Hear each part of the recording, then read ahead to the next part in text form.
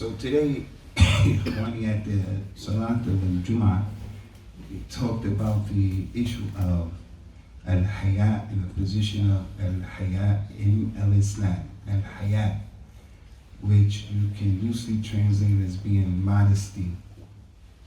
Al-Haya. We explained a lot of things during the Khutbatul Jum'ah, but there was one part of the issue of al-Haya I wanted to mention was connected to the importance of community responsibility. Everybody pulling his weight in the community. In Al-Islam, the best person is the one who is bringing benefit to other people. He's the one who is not heavy on the community. He's always carrying his weight. So from what we didn't mention today concerning al-Haya is that from the importance of al-Haya is the hadith that the Prophet said, sallallahu alaihi wasallam, described al-Iman. And he said that al-Iman was 70-something branches. Al-Iman was 70-something branches. The highest branch of al-Iman is the statement, La ilaha illallah. And the lowest branch is someone taking something harmful out of the road, out of the street. So the highest level of al-Iman and the lowest. So that means there are many things that are between those things. The highest is the cornerstone of al-Islam that we keep saying to you, brothers, over and over and over again. There's nothing more important than the Tawheed of Allah and the oneness of Allah. La ilaha illallah is the highest level of al-Iman. And the lowest level is a person taking something harmful out of the street because it's going to harm other people. That is part of al-Iman. So concerning this part, this aspect, as we always tell you in the masjid, we get visitors here, we get other people who come to the masjid. The masjid is the house of Allah Azza wa Jal. Everybody has to carry his weight and make the masjid a comfortable place for everybody. So when he's praying with concentration. He's not moving around. He's not causing the person who's praying next to him to look at him disturbed, strange. Who taught this person how to pray? So as it relates to the issue of modesty, today we mentioned the Prophet sallallahu alaihi wasallam said that al-Haya, being modest, it only brings good. It brings good. A person feeling embarrassed and shy to be caught doing the wrong thing. He doesn't want to get caught being the one who's doing the wrong thing in the masjid. That's modesty. This is what we talked about. But I come to the real issue on the table today. You know, we had that heart-to-heart discussion last week, Shabbat, and we told you all of those things of what we felt. But you know, this week, we're going to discontinue the ongoing program that we had here, where we will have the community dinner, the get-together. We're going to discontinue it because out of necessity. And it's sad. And that's because every single week in our masjid, that good tradition, that good practice of having food every single Friday, we can look forward to it, spending time together. Doesn't cost anyone anything. And we all come together as brothers after hearing the lecture or whatever. But every single week for a long time, the same few people were serving, the same few people were cleaning up, and everyone else was just having a party and they were leaving. So we said, no, it's not fair. We can't keep going like this. We have to draw the attention of you brothers to this issue of, in our religion, the Muslim, he from his Iman, is he picks up a small thing, something dangerous, out of the way. It can't be about me, myself, and I. It has to be about helping the masjid and helping each other. We talked to you about al-ithar and giving preference to your brother. And these are the practical things. You know, when I was telling some of the shabab from the madrasa, we're going to blow up these firecrackers, we're going to blow up these firecrackers, we're going to blow up, and everybody was pumped up, we was ready to go. I'm not going to let anyone just blow up the firecracker. He didn't prove that he had discipline. He was helping. He was balanced. He wasn't wild. So it's not been fair, brothers. So I wanted to bring that to your attention. Today, we're going to discontinue it because to move forward, we need everybody's assistance in making the masjid go forward. We have a community. You brothers, alhamdulillah, we have people come from different masjids and everything, especially on this Friday night. And then we have our core shabab. And I always tell you guys, and giving the lectures here, especially on Friday, I can give a lecture about important things in Islam, but I always have to remember my audience. I have to give the lecture on the level of our shabab. And that's what we try to do. But at the same time, you shabab, I'm expecting a lot more from you. You gotta be better.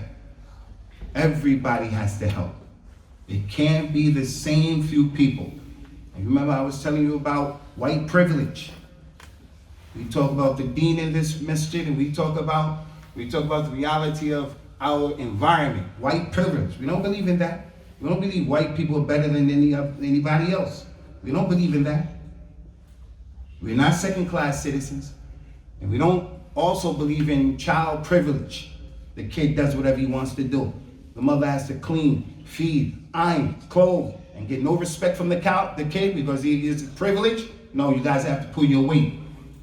And in the masjid, you all have to pull your weight. We keep telling you this over and over again. So we're not babies. This is the house of Allah Azza wa Jalla. Does that mean Allah lives in this house? No. A'udhu billahi. The naqa of Allah Azza wa Jalla. That means that Allah has a camel that he be riding? No. A'udhu billahi. It's the house of Allah Sharafin. And we are mutasharrifun, as we said so many times, to be custodians of the masjid. But it's everybody's responsibility. Everybody's responsibility.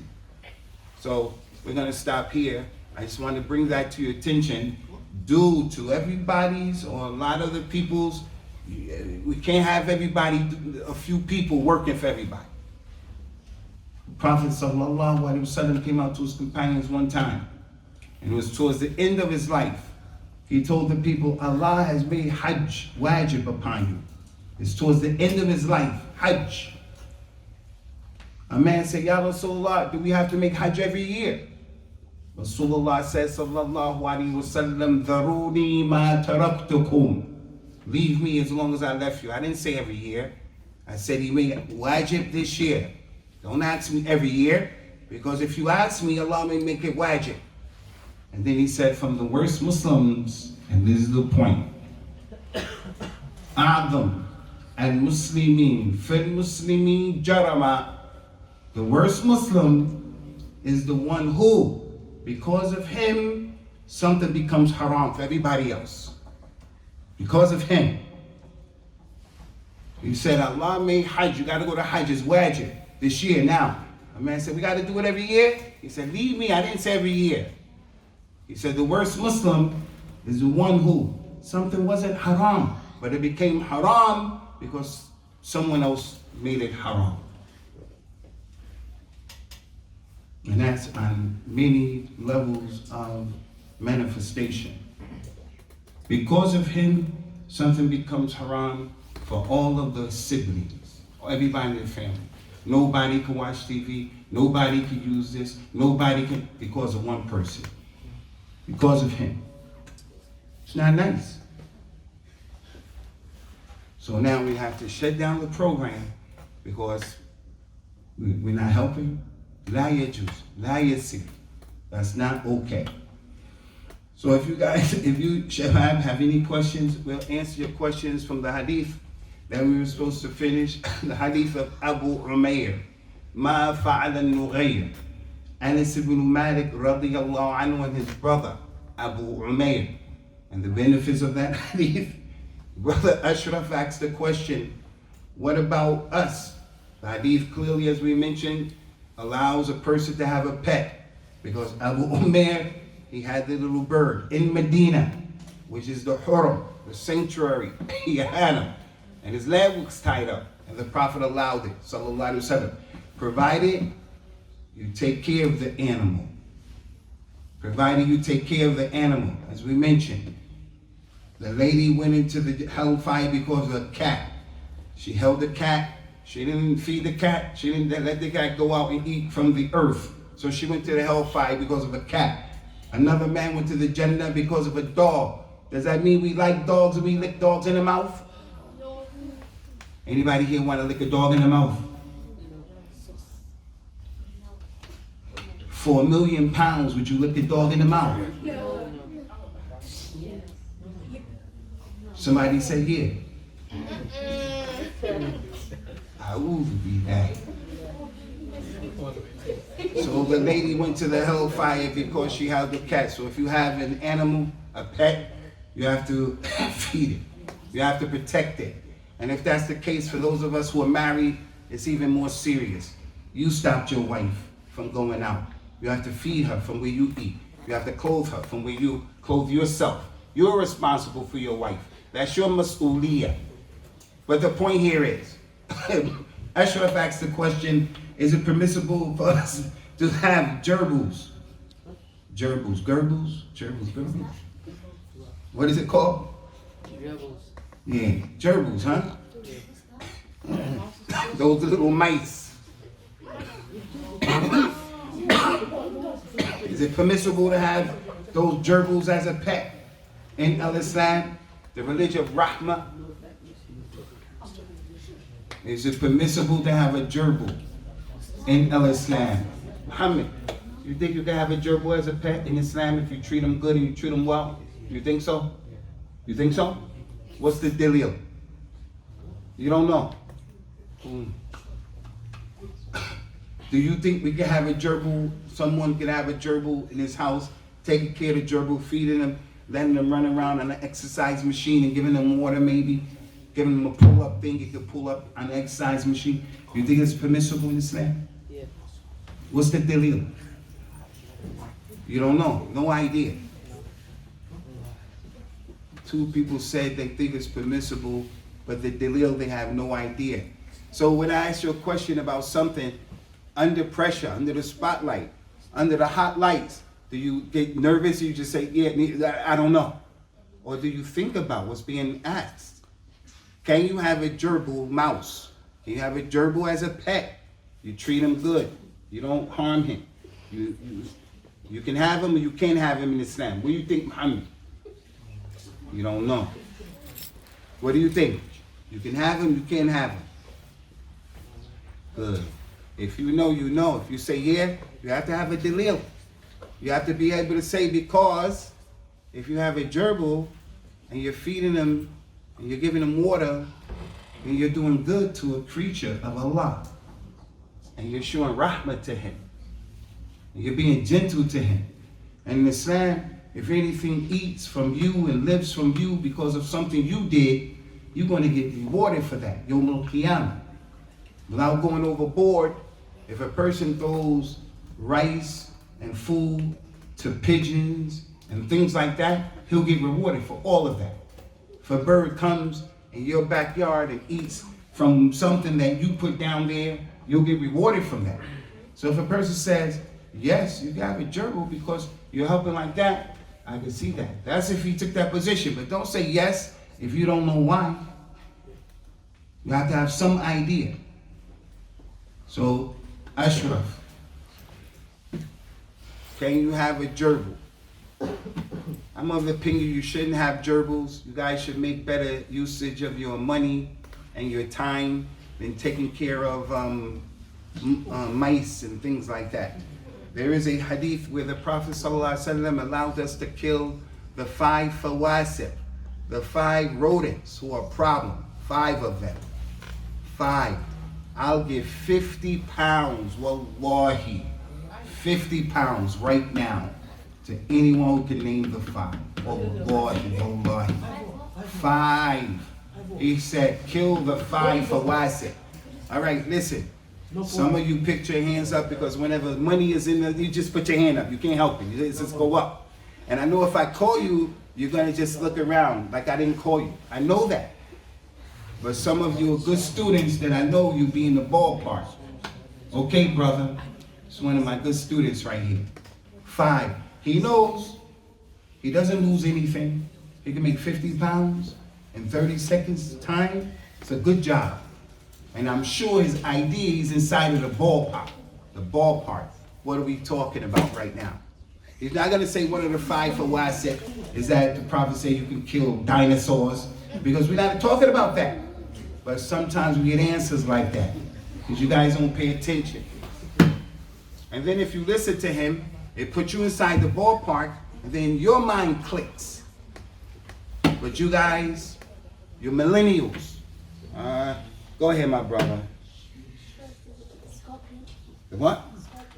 The what? Scorpion. Scorpion. The scorpion, yes. You knew that from there. Scorpion, yes. The akrab. Anybody saw a scorpion here? Only the Africans from Somali, sir. From hey, brother, hey, I saw a scorpion, man. John saw a scorpion too. Alright, look, that's one. And you guys better get serious. I told you he's one of my best students right here. Scorpions. Say scorpions. Good job. Go ahead. A crow. That's right. Wallahi. That black bird. That black. Wallahi, 50 pounds. Oops and be that. Knowledge. Number 2, the crow. Good job. Number 3. You're close, brother. You're very close. Wallahi, he's close. I'm going to give it to him out of the generosity of my heart. I'm going to give it to him. And that's because there have been many times when I ask questions like this. You think I'm just going to give you 50 pounds just like that? You have to work for it. And I know who puts his hand up, like I said, whenever money, his hands go, I don't know why. As soon as I ask him, he starts talking. You can't understand his language even. But I know there are those guys that put their hands up and they're inside the ballpark. And I'm going to have rahmah upon him because I don't know how much money this kid has made. His career is making money in the masjid, answering questions. MashaAllah. Anybody hater? Anybody hating on him? Any haters? I'm going to give him hawk. The third one is a kite, K-I-T-E, which is a kind of a hawk. It's a kite. You have 2 more, brother. 2 more. Should I let Amr is giving you a hotline? Should I include him? All right, Amr, go ahead, brother. This is my brother. Stand up, Amr. Amr, stand up, brother.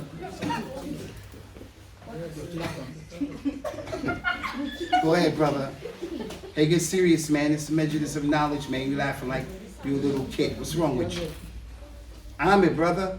Go ahead. You had your hand up. Go ahead. 2 more, brother. Rat. A what? A rat.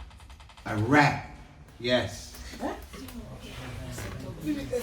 A rat or a mouse.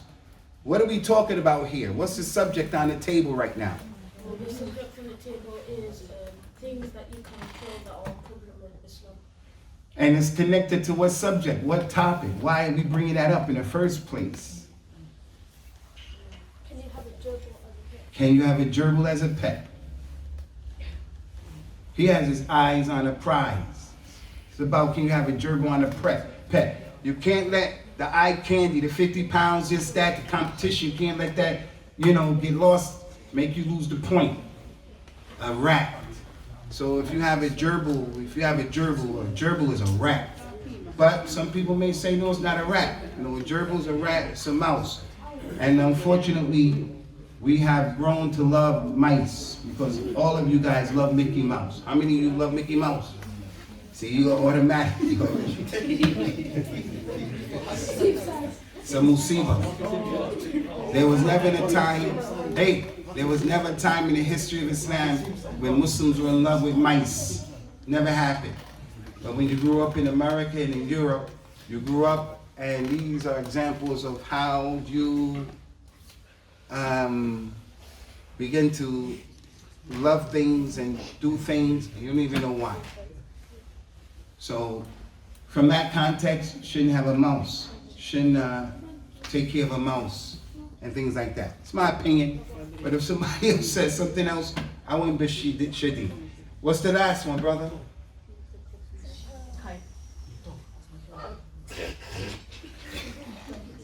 I gave you a long time. That's it. That's it. Good try, though. Can someone mention the four that he mentioned? Can someone mention the four that he mentioned? Why you have that hand up, brother? You new in the class? Go ahead. A kite, a rat. What is a kite? It's like a type of hawk. A type of fox? Hawk. Good job. Go ahead. A kite, a rat, a crow, and a scorpion. Good job. The fifth one, somebody screamed it out back there. Dog. A mad dog. A mad dog. And there's a hadith said you can kill them even if you have your ihram on. What is the ihram in Islam? You kill them with ihram. What is ihram? What is ihram? You kill them when you have ihram on. We talked about Abu Umayr, ma fa'ala al-Nughayr, and he had a bird in the haram of al-Medina. So sacred land. We talked about how Dajjal can't come into al-Medina or Mecca. Allah made Mecca, Ibrahim made Mecca haram, Rasulullah made al-Medina haram. Sacred, sanctity. What's the, what is it? Killing them in ihram, what does that mean? My brother, what's your name again? Hamid. Killing a scorpion while you're in ihram, or a mouse, or a kite, that bird. Killing them in ihram, what does that mean? You're in ihram, Muslim. Over here is the Hindu temple, they be screaming and hollering. Any Sikhs in here, undercover Sikhs in here? Any Christians in here? Everybody in here is Muslim on Islam. Alright, Muslims, al-ihram, you and your ihram, you can kill a scorpion. What does that mean, that ihram? Anybody? Ibrahim. State of sacredness when you go to Umrah or Hajj, when you wear, And Muhammad. when you wear the white garment. We were talking about ihram just now. What is ihram that you can kill the scorpion in? What is that? He just mentioned it only a few seconds ago. And he's older than you. In the measures of knowledge he was speaking, he was educating the people. And some people in your area, they were trying to listen and learn. But when you make noise, you prevent other people from hearing an answer, to learn about his deen, to be a person who's on point with why we're here, why we've been created. Like the brothers over there. Hey, my brother, did you hear the answer? You can kill a scorpion in the state of ihram. What is the state of ihram? Did you hear his answer, what he said? No, my man right here, my brother right here. Did you hear it? What was this? What was the answer?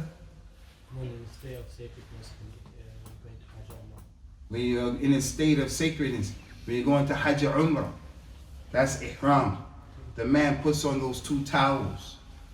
One day you'll get an opportunity to do that. It's a monumental journey and a trip. It'll be something you should have some kind of idea about. Like some people dream of playing soccer and being a great football star. Some people dream about whatever they dream about. The Muslim has to always have in his mind, in his psyche, one day, I'm going to go to Hajj. And that's the state, ihram. You remember that, Muhammad? One day you stand right in front of that Kaaba and you see it for the first time in your ihram, you say, I remember that damn Leeds when I was talking in that class. And here I am at the Kaaba. And you're going to make dua for us, all right? All right, Ikhwani. All right, we're going to stop. We're going to stop here. Shabab, no grub, no anything. It's just my setup. it's just my setup. We're going to pack up and wrap up. And I'll see you guys next week, inshallah. غرباء